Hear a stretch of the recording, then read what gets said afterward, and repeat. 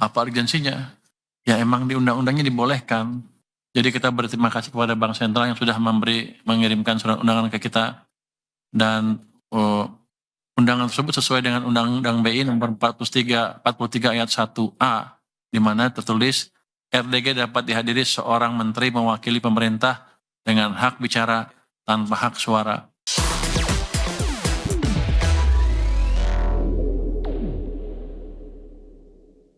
Pemirsa, Menteri Keuangan Purbaya Sadewa menegaskan sinergi kebijakan antara Kementerian Keuangan dan Bank Indonesia harus terus diperkuat dan diperluas. Ya, di mana menurut Purbaya di tengah tekanan ekonomi yang masih dirasakan saat ini perlu adanya penguatan penyelarasan strategi kebijakan, baik kebijakan fiskal maupun moneter untuk memperkuat stabilitas sektor keuangan.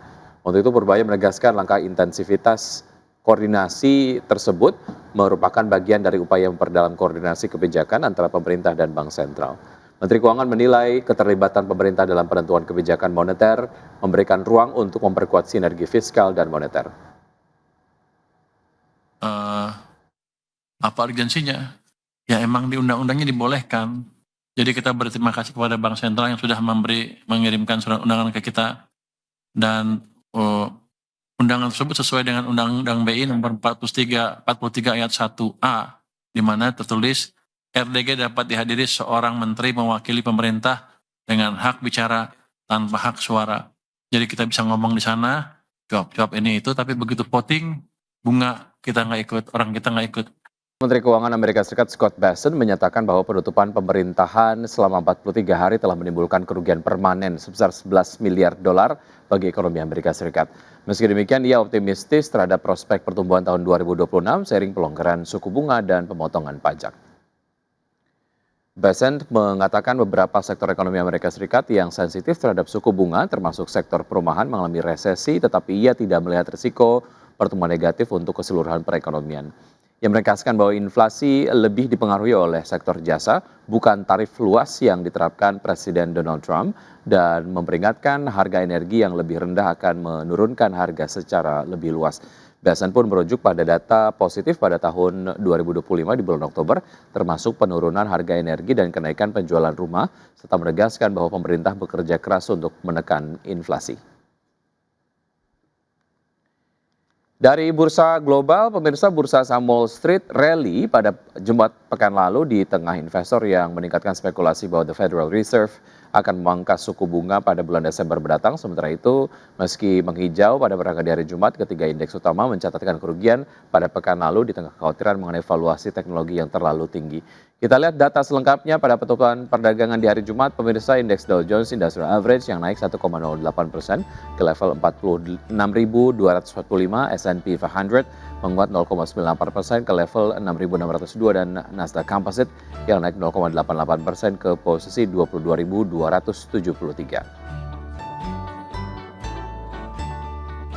Ya, selanjutnya dari Bursa Eropa, pemirsa, bursa ekuitas Eropa melemah pada hari Jumat pekan lalu dan mencatatkan penurunan mingguan karena kekhawatiran atas valuasi teknologi yang kembali mencuat, dan di saat yang sama saham pertahanan melemah di tengah tanda-tanda kemungkinan kemajuan menuju akhir perang Rusia dan Ukraina. Indeks Pan Eropa Stock 600 turun 0,3% ke level 562,1 poin. Sementara indeks DAX Jerman melemah 0,8% ke 23.091, sedangkan indeks FTSE 100 Inggris tercatat menguat 0,13% ke level 9.539.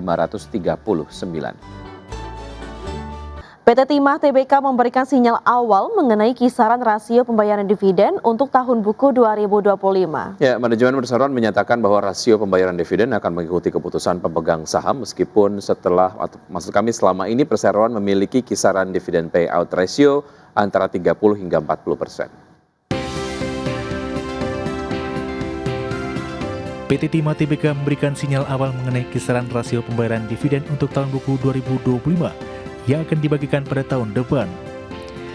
Perseroan menyebut bahwa keputusan final akan ditetapkan dalam rapat umum pemegang saham 2026. Sebagai perbandingan pada tahun 2024 lalu, Perseroan membagikan dividen sebesar 40% dari laba bersih tahun buku 2024 atau senilai Rp474,65 miliar. Dividen saat itu mencapai Rp63,73 per saham. Melansir kinerja keuangan hingga akhir September 2025, Emiten tambang anggota holding Main ID tersebut mencatat laba bersih 602,42 miliar rupiah atau turun sebesar 33,71% dibandingkan periode sama tahun lalu yang sebesar 908,78 miliar rupiah. Pelemahan kinerja sejalan dengan penurunan pendapatan 19,95% secara tahunan menjadi 6,6 triliun rupiah.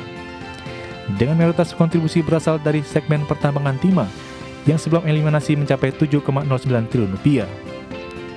Di tengah realisasi kinerja tersebut, Direktur Keuangan dan Manajemen Risiko PT Timah Tbk Vina Eliani menyampaikan bahwa rasio pembayaran dividen akan mengikuti keputusan pemegang saham. Ia menambahkan bahwa perusahaan selama ini memiliki kisaran dividen payout ratio antara 30% sampai 40%. Berbagai sumber untuk IED Action. PT Excel Smart Telekom Sejahtera Tbk menyampaikan akan membagikan dividen senilai total 2,89 triliun rupiah kepada para pemegang saham atau setara dengan 30,6% dari saldo laba ditahan perseroan tahun 2024. Adapun dividen setara dengan Rp15 per saham, dividen ini akan dibagikan berdasarkan laporan kinerja tahun 2024 dengan saldo laba ditahan yang tidak dibatasi penggunaannya sebesar Rp9,46 triliun dan total ekuitas sebesar Rp26,22 triliun. Sementara itu, sebagai catatan, perseroan melaporkan pendapatan sebesar Rp34,39 triliun sepanjang tahun 2024 lalu. Pendapatan ini meningkat 6,4% secara tahunan. Pendapatan ini sebagian besar dikontribusikan dari pendapatan data dan layanan digital sebesar Rp31,57 triliun, percakapan dan SMS sebesar Rp898,6 miliar, serta jasa interkoneksi dan jasa telekomunikasi lainnya sebesar Rp1,13 triliun. Ya, misalnya langkah untuk mendorong strategi peningkatan kolaborasi fiskal moneter, Gubernur Bank Indonesia dan Menteri Keuangan terus memperkuat koordinasi di sektor keuangan. Ya, Gubernur Bank Indonesia menegaskan bahwa langkah ini penting untuk memperkuat koordinasi kebijakan di tengah ketidakpastian global dan kebutuhan menjaga stabilitas makroekonomi. Bank Indonesia memastikan beberapa rencana pemerintah seperti penerbitan SBN yang didorong sejalan dengan upaya Bank Sentral menjaga nilai tukar rupiah. Keuangan Pak Thomas Siwanjono juga memberikan update mengenai ekspansi fiskal yang dilakukan oleh pemerintah sesuai juga hasil koordinasi sebelumnya bahwa ekspansi fiskal yang dilakukan oleh pemerintah itu mendorong pertumbuhan sektor real melalui permintaan.